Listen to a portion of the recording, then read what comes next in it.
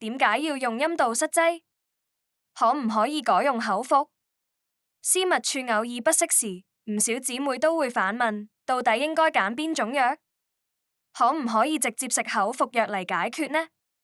其實要揀啱藥劑係好關鍵，就好似我哋喉嚨又乾又痕，發炎時會含一粒喉糖，佢唔使吞入個肚，就能直接喺口腔、喉嚨處慢慢溶解，將舒緩嘅效果精準咁送到唔舒服嘅地方，效果又快又直接。陰道塞劑都係呢個道理，佢跳過咗腸胃消化、全身血液循環嘅長途路，直接送到私密處患部，讓有嘅效成分喺需要嘅地方集中釋放，快速緩解不適。但口服藥就唔同啦，食落去後要先經過胃酸分解，再跟住血液流遍全身，等到達私密處時，藥量已經少咗好多，效果自然大打折扣，仲可能俾腸胃、肝臟加添額外嘅負擔。